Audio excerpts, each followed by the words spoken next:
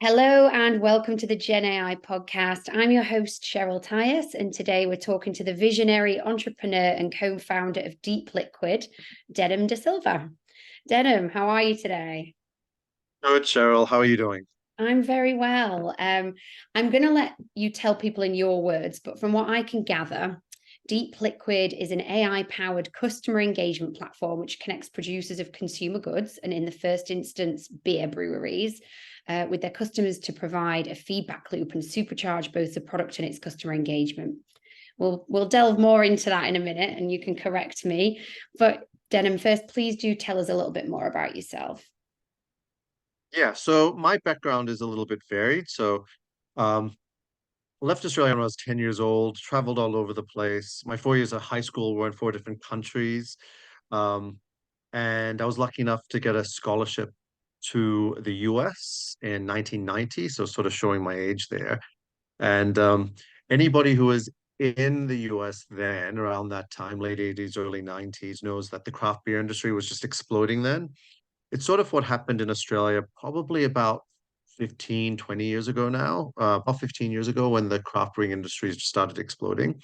And fell in love with that sort of, with the beer and the community and the people. They were just really, really passionate individuals who were forging this new path. I can remember distinctly having a discussion with my roommates, probably the first or second day, where I was giving them grief, saying something along the lines of, Americans can put a man on the moon, but you can't brew a decent beer because it was all Bud and Michelob, um, and that was true like the first year, and then the second year there was this little brewery that started called Bell's. It's no longer a little brewery anymore. It's massive. They got bought out by, I think, AB InBev a few years ago. But at that point, they were tiny, and suddenly all this amazing craft beer popped up. And I sort of got sucked in, but I was a economics business administration major, graduated with those degrees and no money. So I went into investment banking. I did quite well there. At one point, I was Merrill Lynch's youngest regional vice president. Um, and what that meant was, because I was, I think, 27 when I became a regional VP, all my colleagues were in their 40s, late 40s, early 50s. And it meant that you could sort of see your life, right? It was right across the board table from you. And it wasn't a bad life, but I realized one, I wasn't motivated by coin, and two, they lived in sort of gilded cages, right? So the multi-million dollar packages came with multi-million dollar mortgages and the kids in private schools, and just you were locked in. Um, and I was young, single, cashed up, and I figured if I'm going to do this, if I'm going to move, because I'd always had this little business plan about starting a craft brewery. If I'm going to do this, I better do this now, otherwise I'm going to be them in just a few years. So yeah, I left the bank and I pretty much went from cashed up single banker to married and impoverished brewer overnight because the year I left the bank, me and my wife got married. It was a honeymoon baby. So yeah, went from cashed up single banker to married impoverished brewer, like in just a month. And that we started Barossa Valley Brewing, and it was an interesting period because we did that just before the GFC. Um, and everything was going really well. But then in Australia, we also had this great glut. And so we had a relationship with a winery who was going to do all the sales, marketing, distribution. They almost went belly up. Had to basically start all over again during the GFC. It was really quite tough. But the brewery is doing very well. We've won champions, a South Australian brewery now 3 years in a row, either at the state or the national level. And but I've always, for the last sort of 5, 6 years, been concerned about what AI is going to do in terms of changing the industry. And I was concerned that the amount of data the big guys are collecting, plus their ability to really leverage that data because they've got the budget, I was really concerned about what this would do. And just was very lucky, met up with some of the smartest AI guys in the country. And we can talk about this a little bit later, but now I am super excited about how AI can be a tool to sort of level the playing fields. I think AI can absolutely be used by the big guys, and they are looking at this. Um, But also, I think there's an opportunity for those small, medium guys who think that they can't use AI to create efficiencies. I think they are missing a huge opportunity and super excited about just bringing this to the consumer market. Amazing. Well, no, that's an amazing synopsis of your background. Crazy that you came from Merrill Lynch into the world of brewing and now into the world of AI. Quite a journey. And I guess my question to you, based on all of that, would be: how has AI transformed the craft brewing landscape, and what benefits has it brought to brewers and consumers so far? Yeah. To be entirely honest, it hasn't transformed it yet. Yeah. It absolutely will. Um, and again, I think part of the reason is that on the small scale, I think most small producers, brewers or small wineries, gin, anything, any producer, um, feels like one, they don't have the technical ability to leverage AI, and that's entirely reasonable. I think we're the only brewery in the world with a neural network, and not everybody has access to, my co-founders, one is the head of the Australian Institute of Machine Learning, so officially Australia's number one AI scientist. The other co-founder is the guy who hired him and who was originally the founder of the Australian Institute of Machine Learning, um, and also started is responsible for Amazon's AI department here in Australia. So a lot of people don't have access to these guys. Mm. I've got another gentleman who's our CTO, who was very senior at the Australian Institute of Machine Learning, which I'm going to refer to as AML, um, and also like did a lot with the Australian Defence Force. So I've been able to work with these guys to implement structures that have radically changed my brewery, but the smaller guys have not had that ability. We are creating that ability. And the big guys, it is very hard to change direction of a very large ship quickly. And I think they are a little bit stuck as to how they're collecting a lot of data, but how they apply that data to really create benefit. In the FMCG space, it hasn't really, I think there's been some marketing things like Coke has done some stuff. Some of the big guys have, dabbled in this area. But I think what we're finding is the people in innovation departments in FMCG in the FMCG space generally come from a marketing background, and they're a little bit, they don't have a really clear plan as to how to take this incredibly powerful tool and embed this in their current systems. Mm. I mean, are there any plans around making that more accessible for them? Yep. Well, that's what we do. So I think part of the disconnect is, you know, AI does take mass amounts of data and then uses that data to understand sort of what the average is, right? What the most likely, probability is for a certain answer or to create a certain product, or it does take the averages. Now, it's an anathema to any FMCG marketer or producer to go, you know what, I'm creating the average product for the average person, right? Nobody wants that. Mhm. Um, and so while the ways that consumers and producers interact. So for the last 15, 20 years, it's changed drastically. Consumers are used to producers talking to them directly via Facebook and TikTok and Instagram and so on and so forth. That is not related or translated into those producers taking that information and personalizing or customizing services. And this is the gap we're building, Yeah. the gap we are bridging. So our process, so Deep Liquid creates a platform so that customers can give their personal feedback that feeds into a model. So what we are doing is not just telling producers, this is what the average person wants. We're saying, this is the market data, and Cheryl likes this and this and this. And we can do some really cool stuff as in actually creating a personalized drink for Cheryl. Or what we can do is take all this information and say, okay, people where Cheryl live in this sort of demographic, this is what they're asking for. And we can actually embed Cheryl into the R&D process so that the customers are involved in actually developing the products that they want. Yeah, amazing. I would love Cheryl's beer next, please. But so obviously, this AI is being used to create these personalized beer experiences. Can you share a little bit more about how that process actually works and the reactions that you've seen already? Right. So why don't I go through like an example quite recently? So you're familiar, and your listeners may be familiar with South by Southwest. It's a massive uh, festival. It's Yeah, been run for I think 38 years in Austin, Texas, and for the first year ever, they held it in Sydney in October. Now, it's sort of where arts and techs meet. So it's where, Twitter really blew up and so did Uber, but it's also where a lot of, there's a music festival and a film festival, and they all sort of intersect. And that's sort of where we exist, right? Because what we are doing is giving tools to artists like brewers and distillers to really engage with their customers to elevate their art.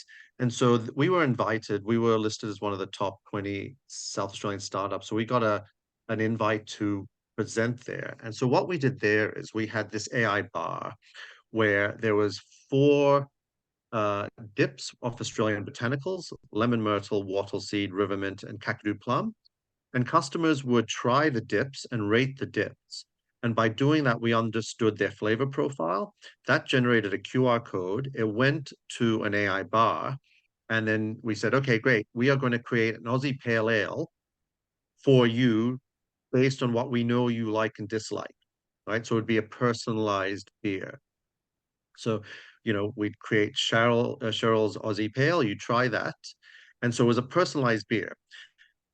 Now, what we could also then do is South by Southwest in Austin, after the first day, they said, we've heard your stands going ballistic. That's so cool. Can you please do this here in Austin? So now we've got an invite to do the same thing over there.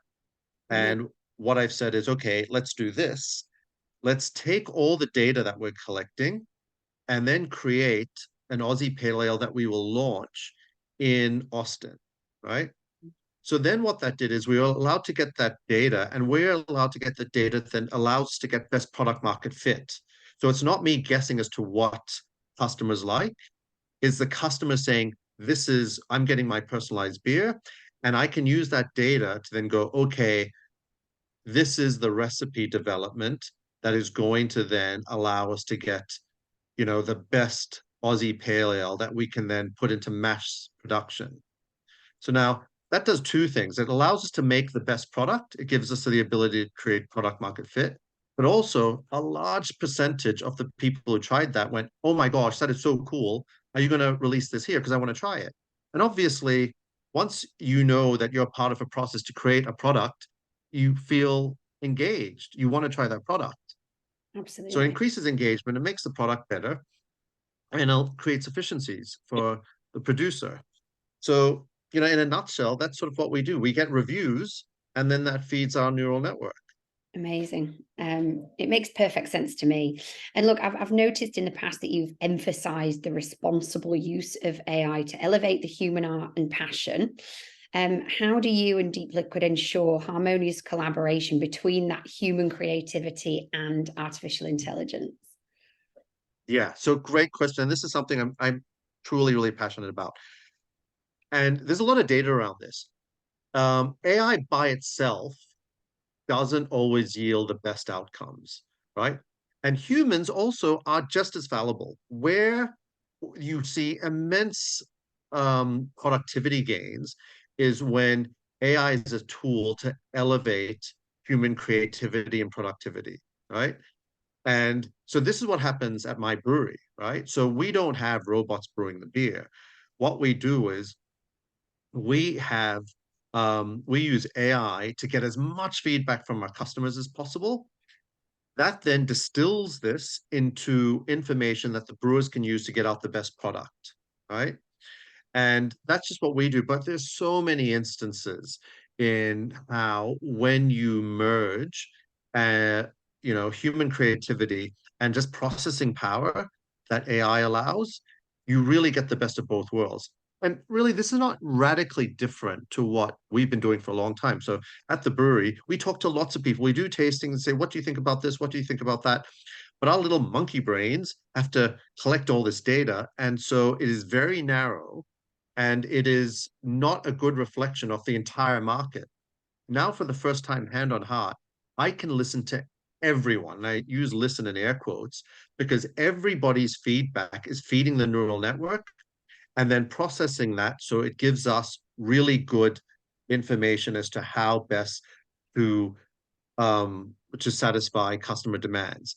And so what we are doing is literally putting the power of AI into the customer's hands. They're using their data to create the products that they want. And that is where AI is super, super powerful. Because again, my real concern is right now, AI is getting concentrated in the hands of very few people. There's Elon Musk and Sam Altman, and some of them, may be wonderful people, right? Sam Altman seems like a great guy, right? But similarly, Xi Jinping is looking at this and going, you know what? This is super powerful. I need to control this. As good as Sam Altman is, I would have, when there's a really powerful tool, it needs to be democratized. And people need to say how this is used, right? It is really bad if this is put in the hands of a few people. And currently, that's sort of the way it's going. But it's really, really early days, and it's not too late for everybody to get involved and to start saying, okay, this is how I'm going to use my data to create what I want. Awesome.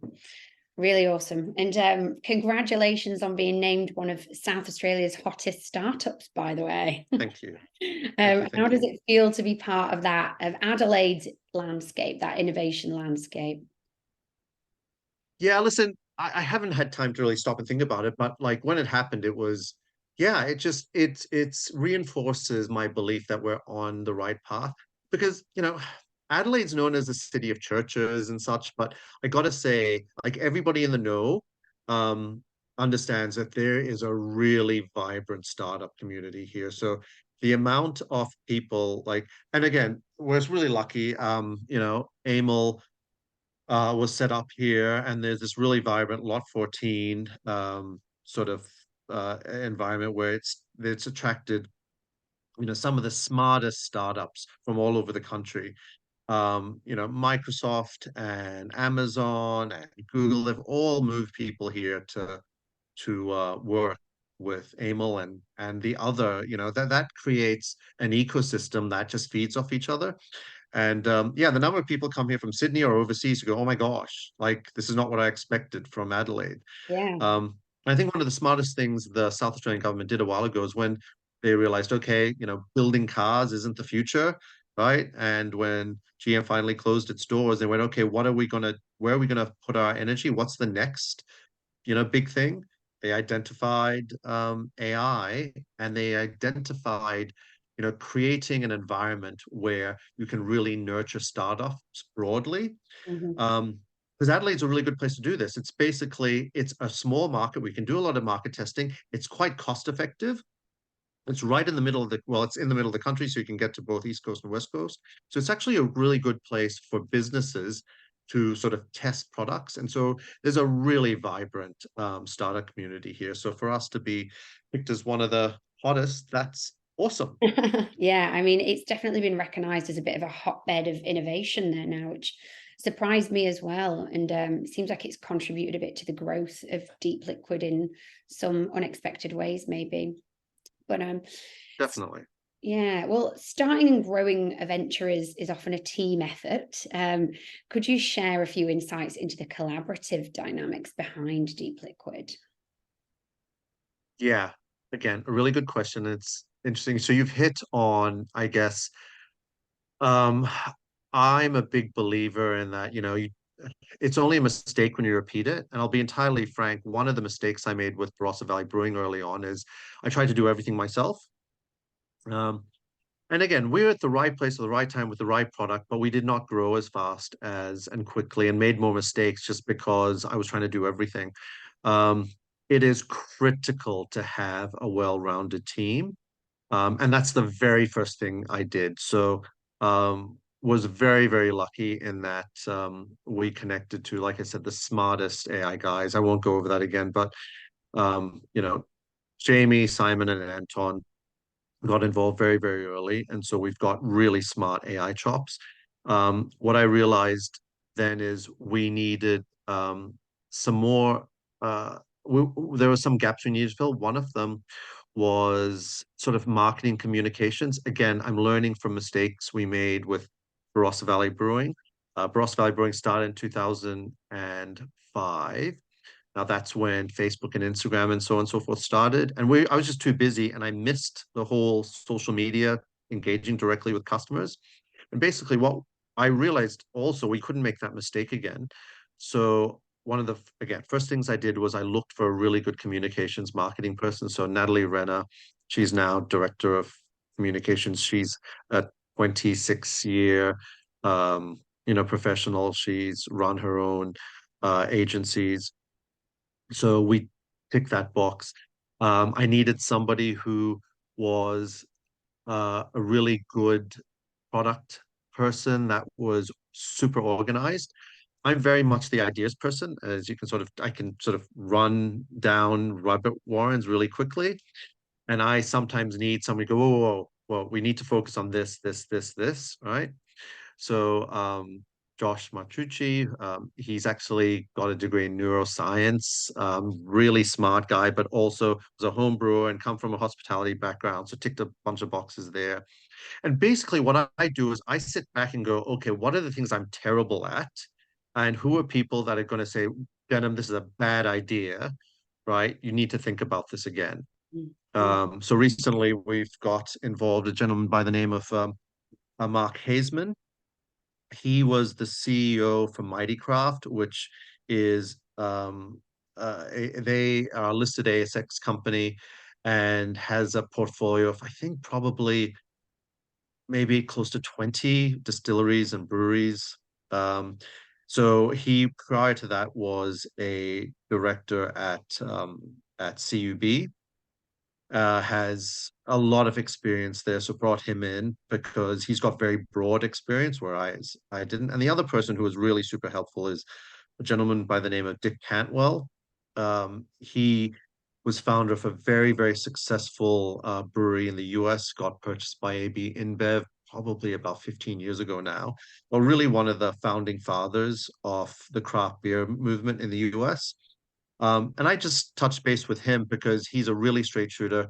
If this was a bad idea, he would have pushed back very quickly. But he was on board so much so that yeah, he's now a stakeholder as well.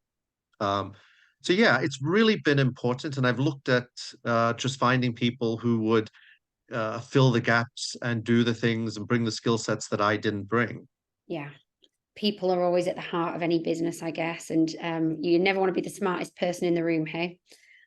Yes, Otherwise, you're in the wrong yes. room. And it sounds like, as the founder of Barossa Valley Brewing, you definitely faced some challenges in the early days of pioneering that craft beer in Australia. And then from there, transitioning into the AI space would have brought its own set of challenges on top of that, which, yeah, you've kind of described there, I guess. But are there any other unique obstacles that you encountered in the realm of AI entrepreneurship? Yeah, so it's just so early and everybody knows it's coming. But what I have to do is I have to almost get people to imagine a product that doesn't exist. So Mhm. that AI bar has been a godsend because people can touch, taste, feel, and they get it immediately, right? They, I hear all the time people say, "Oh my God, I don't even like beer, but I like this," and I'm able to say, "Yeah, you've never had a beer created for you. You've only ever drunk beers made for a million people, right?" And I'm like, this is the amazing thing about what AI can do, right? We can now start personalizing, and you don't have to be just a number. And I can say that till I'm blue in the face, but when people actually come and try it and have their personalized beer, and again, I should stress we're doing beer just because I've got a brewery and so very willing guinea pig. But we've signed a deal with X Convenience, which is the second largest convenience store chain in South Australia. We're going to be doing a range of isotonic sports drinks and iced teas. So the same thing, you can try a range of iced teas and then say, this is what I like and get your personalized flavor. Nice. So this definitely doesn't need to be just beer. But Yeah. it's, yeah, so to answer your question, it is just the newness and trying to ensure that people's imagination can, I can convey and people can imagine the potential, because the potential is so huge. And I guess thinking about that potential, where do you see this intersection of AI and craft brewing in particular heading over the next decade? Are there any futuristic visions that you can share? Yeah, so I think where this will head is I think it'll head very quickly outside of craft brewing. So um, I think that basically what we are doing is we will understand people's unique flavor profile. And once we've done that, we can allow a level of personalization that we haven't been able to do before. So it can do things like create, so whereas Facebook, right, might be able to, you'll interact with it, it'll know, okay, you're looking for an umbrella, right? Because I've seen, you, and it'll be able to direct you to this sort of stuff. I think you can control your data so that if you are reviewing your beers and your cheese and your chocolates, you will be able to then communicate with a community that'll go, here, this is really good. You should try this. So, we're talking to a fairly large winery about basically doing a AI sommelier, right? So it'll know the restaurant, what their wine list is, what you're eating, and then it'll have a perfect pick for you, right? In the healthcare space, there's huge opportunities. So we have just had we've just got involved some really fantastic people. So one was um, Princess Diana's personal trainer. He's also the founder of BodyFit, which is the fastest growing health chain here in Australia. There's another gentleman who helped actually start Fitness First, and they've got some really good connections to health and fitness in the US now.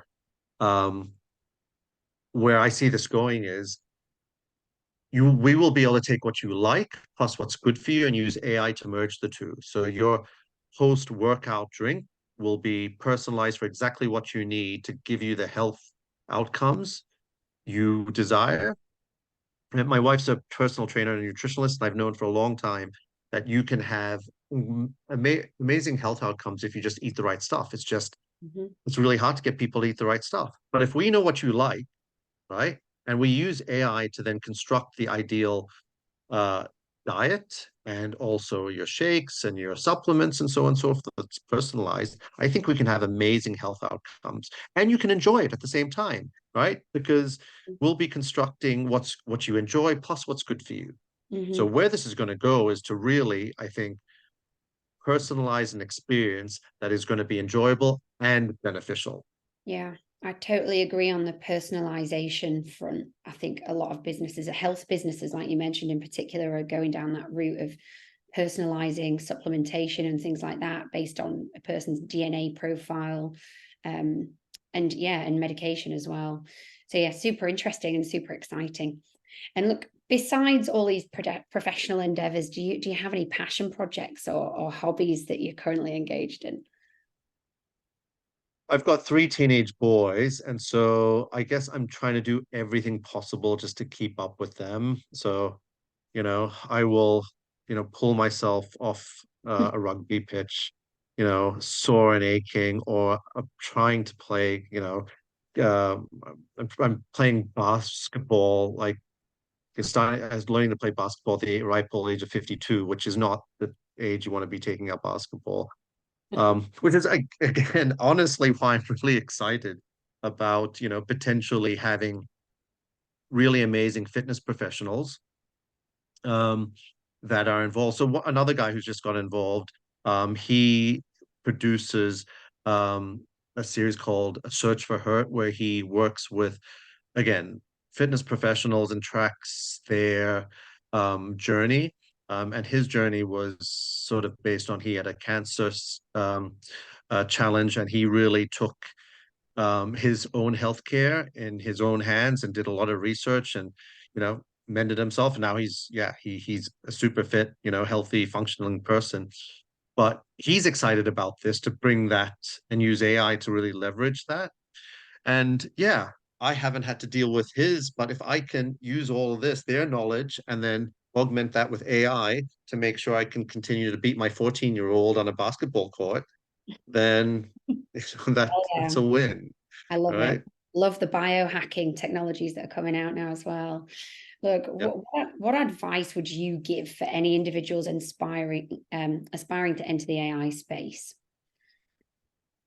Um, I would suggest that don't be daunted. There are some really super smart people here, but the AI space needs everyone, right? So I think initially I was concerned that somebody with an economics degree and a administration degree, and then brewing knowledge, what could I bring to AI? And honestly, I think I bring a lot, right? Because what AI does is uh, connects people and it moves information, and we need people who will then ensure that that moves to the right places, right? So everything from, marketing people who need to know, okay, this is how you train a model so it's not saying racist, sexist stuff, right? Economists who will go, okay, this is the most productive use of this.